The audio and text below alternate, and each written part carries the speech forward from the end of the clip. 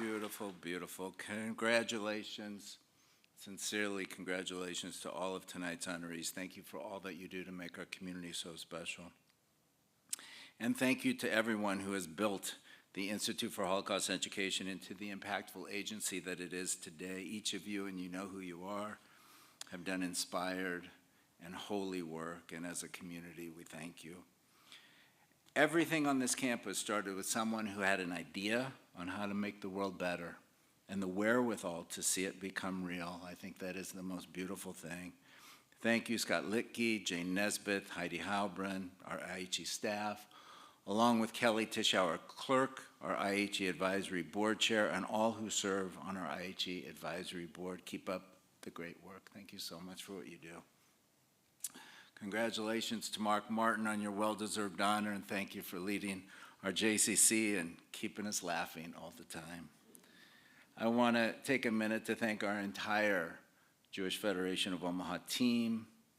You show up every day to keep this campus clean and running smoothly, engaging members, raising funds, coordinating programs and services, and making sure that the needs of those that we serve are always, always, always front and center. It is an absolute honor to work with you. Gratitude is truly at the center of our work. Gratitude is not just a feeling, it is a practice. To our governing board, led by our chair, Ron Feldman, thank you for leading with wisdom and care. To our volunteers who advise our agencies, guide our standing committees, welcome our guests, help execute our programs, and support our fundraising, your time, your care, and your kindness are priceless. To our donors and our supporters, your belief in our mission and purpose continues pushing us to excel, and for that we are better and our outcomes are greater. To our staff, your dedication to our purpose is awesome. I want to take a second to tell you a quick story, and for a few friends who were with us in Lincoln last week, you've heard this before, so I apologize for you hearing it again. I was recently watching a video of a conversation between two Jewish thought leaders in front of a live audience in Washington, D.C.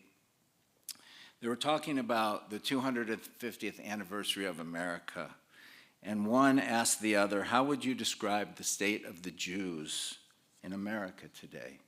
And he answered in the most Jewish way by saying, you know the old Jewish joke. Two old friends, Sam and Max, they hadn't seen each other in a long time, and they run into one another in the park. Sam says to Max, Max, nice to see you. In one word, how are you? Max says in one word, good. Sam nods and says, and in two words? Max says, not good. And that is the honest state for Jews in America in our world today. On the one hand, American Jews have achieved unprecedented integration and success in the United States. We participate fully in society, in business, academia, media, the arts, government, etc., etc. The last century plus of Jewish American history have arguably been the most advantageous for Jews ever in the diaspora.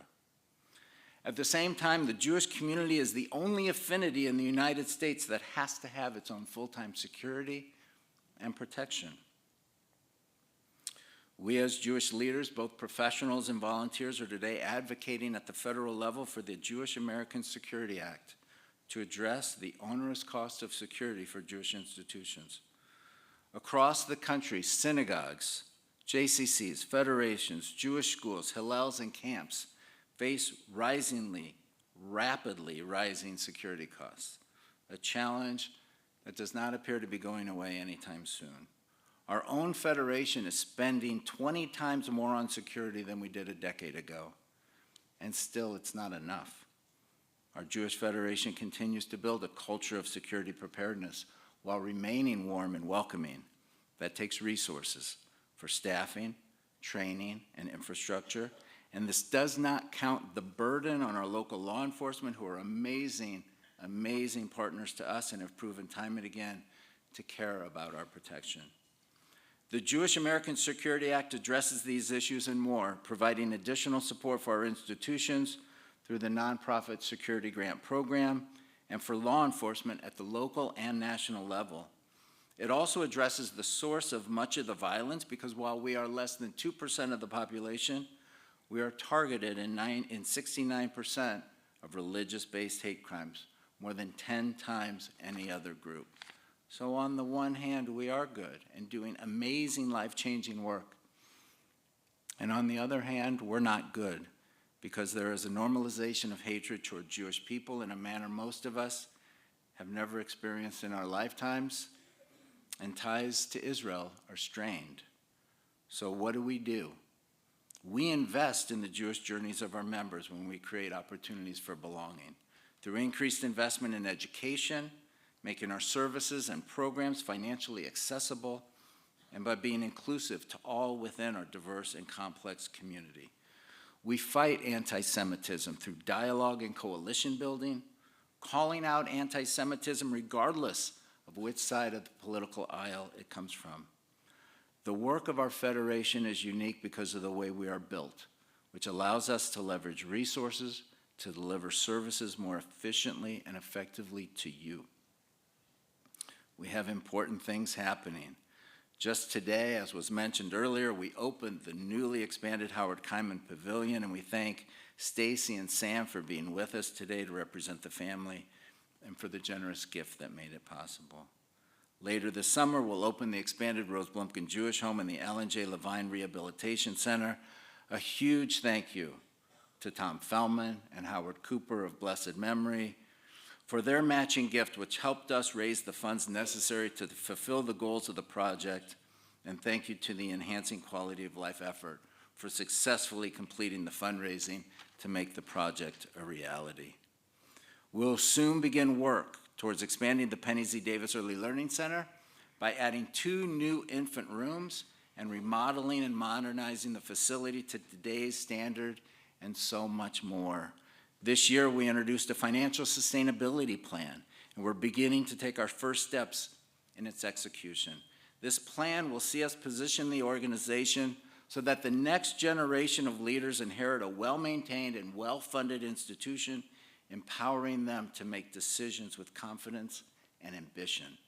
The plan, which has been endorsed by our board, will see us making key investments in our people and systems to eliminate deferred maintenance on the campus, to continue investing annually to keeping this campus in the best possible condition, and building endowments to support Jewish education and Jewish experiences while building rainy day funds, which we currently lack. All of these things are a continuation of growth that began with the major campus renovation that started a decade ago and was spearheaded by Michael Steinberg, Tom Fellman, Howard Cooper, Larry Kelberg, Donald Goldstein, and so many others. And it is not about the physical building. It's about the revitalization of our programs, our finances, our culture, and our connection to the community and to one another. And we are as close as we've ever been to realizing a plan for the development of the 132nd Street Frontage Road. Our great thanks to Lori Sullivan and to Larry Kelberg and Melissa Shop for their work on the project. We hope to have a plan endorsed by our board in the coming months and look forward to sharing more information as we're able. Today, we are increasing our investment in the next generation through expanded funding for schools, camps, leadership development, and all sorts of meaningful Jewish experiences. We're expanding offerings that focus on the well-being of our older adult population through both important service offerings and social gatherings.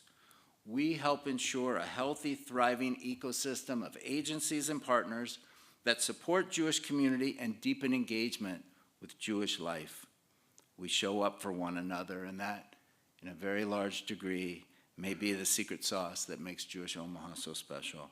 We'll continue to build on our culture of security-mindedness while remaining welcoming and inclusive. We will continue the path to using data to make informed decisions, to align resources to address key communal needs, and focus on impact and on outcomes. We are driven to ensure that we respect the precious resources we are entrusted with to maximize the impact for those we serve. We will continue to lead with care, showing up for each other and caring for and about one another. I invite each of you to please stay engaged through volunteering, through spreading the word,